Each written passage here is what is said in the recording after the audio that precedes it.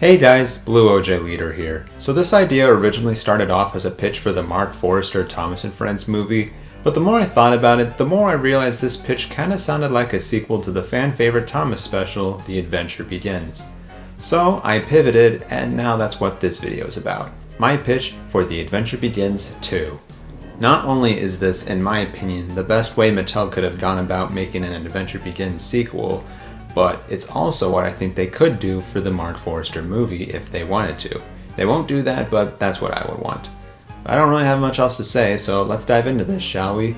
Here is my pitch for The Adventure Begins 2.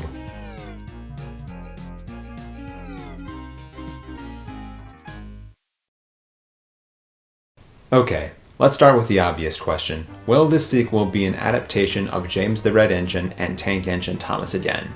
Well, if we wanted to do that, that would mean that Adventure Begins 2 would have to sort of be a Thomas branch line movie with James' story spliced in the middle, or at least that's what I'm imagining. James learns how to be really useful with his new red paint, while Thomas learns how to run his branch line. Both arcs in the movie would run parallel with each other. Thomas messes up, James messes up. Both can interact and bicker throughout the movie, but eventually both engines prove themselves. James takes the Express, which inspires Thomas, which leads him to winning the race against Birdie, and maybe the two engines can reconcile with each other at the end, while teasing that the big engines may go on strike after the end credits. This idea works, and I can see why people would like to see this. It follows up on James getting repainted and Thomas getting his new branch line at the end of the first movie.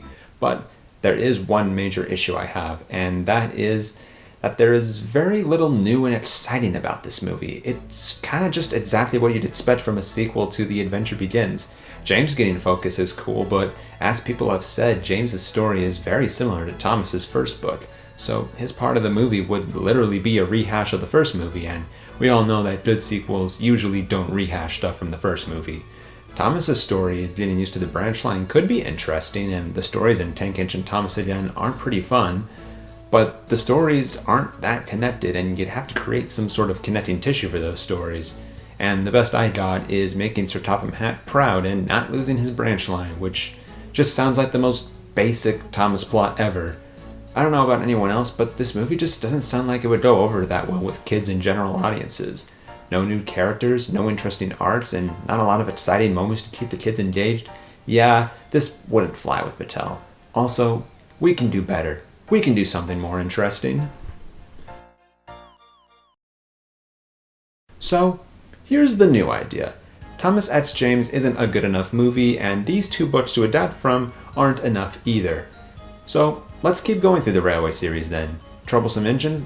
A movie about the engines going on strike could be interesting, but the story kinda has a negative view on strikes, and I don't really like that, so that's a no from me.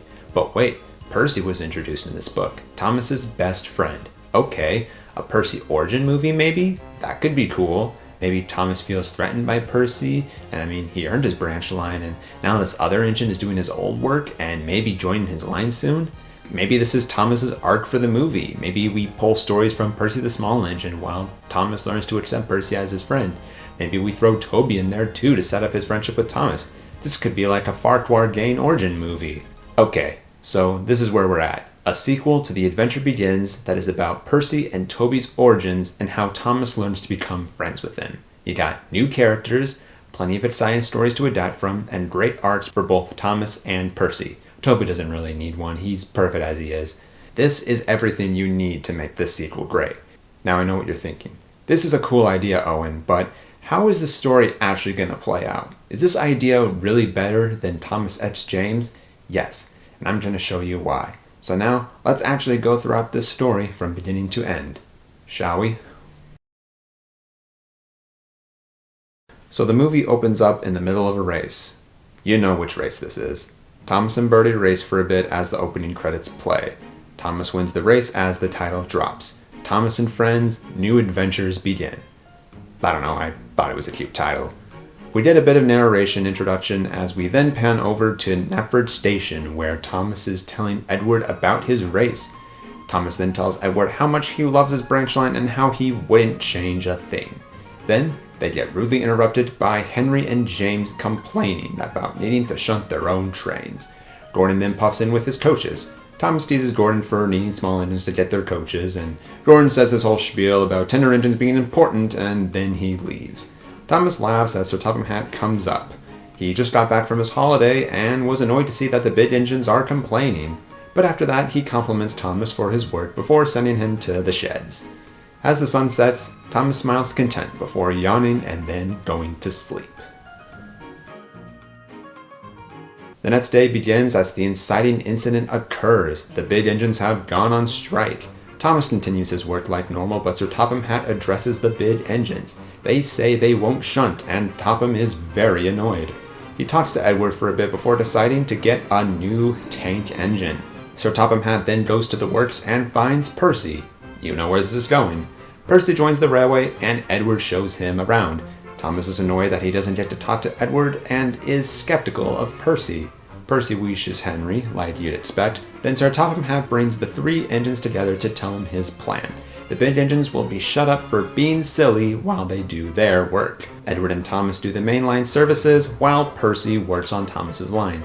Thomas is appalled and complains as he works with Edward. Thomas usually hates new characters for taking his work on his branch line, so it's a clever way to set up that trope as well as set up Thomas's initial hatred of Percy. Meanwhile, Percy gets to see Thomas's line, and we get to see why he would want to work on that line. We then get to see Sir Topham Hatt let the big engines out as a bit of narration explains that things are starting to get back to normal. We then get a scene of Thomas checking up on Annie and Clarabelle, which leads into complaining about Percy again. What a shock. But the coaches assure him that things are back to normal at least. So Thomas goes to the quarry to collect some stone, but as he goes back, he sees a police officer, and I bet you can see where this is going. Thomas and the police argue. Sir Topham Hatt gets involved, but it's no good. The law is the law, after all. Thomas doesn't like the idea of getting side plates, but luckily, Sir Topham Hatt then remembers a tram engine named Toby from his holiday that he just got back from. He calls the railway, and Toby joins the branch line. This is when we get to Thomas's big explosion. Toby gets put in a shed right next to Thomas, and then it happens. Thomas screams about not liking Toby, complains about everything changing, and then he insults Percy, but doesn't notice until too late that Percy heard everything. Percy leaves, feelings hurt, while Toby goes to console him. Thomas doesn't care, of course, but we'll see later that he starts to feel bad. The next day, we get a short adaptation of Dirty Objects as we see Toby and Percy's friendship form more as they help James back to the sheds. Toby tells him not to take Thomas seriously, and Percy talks about how his life has been kinda rough as a station pilot. The big engines tease him, and he mentions a certain backing signal incident. He also mentions how there are just more trains clogging up the yard, and it's getting too much. Toby advises Percy to tell Sir Topham Hatt about this. Meanwhile, Thomas confides in Edward as he tries to calm Thomas down. He tells him about how he was young and how change can be hard, but it's sometimes necessary. Thomas begins to understand Edward's words when suddenly he sees Toby scare the grouchy policeman. Toby and Thomas then talk, and they make things up and become friends. This is where Thomas's character change begins. We're now reaching the last part of the movie. Percy tells Sir Topham Hatt about his troubles, and Sir Topham Hatt gets involved. He decides that the big engines will shunt their own trains again, while Percy gets moved to Thomas's line to help with the new harbor, which is being built to help with the congestion problem. Percy is thrilled. Thomas isn't, but he doesn't get mad. Remember, he's growing. Percy proves to be useful at the harbor, and even Thomas starts to get impressed. We then get an adaptation of Percy and Harold. Percy races Harold and wins, obviously, and it seems like Thomas has finally won over, but there is still one more test. Thomas needs Percy to take his passengers home when he can't one day. If Percy messes up, Thomas will never forgive him. The story plays out exactly like you'd expect.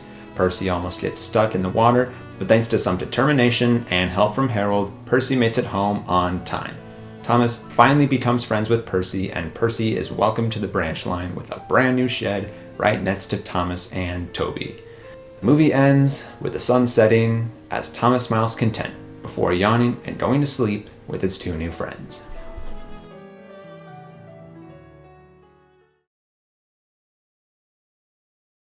And that is my pitch for The Adventure Begins 2.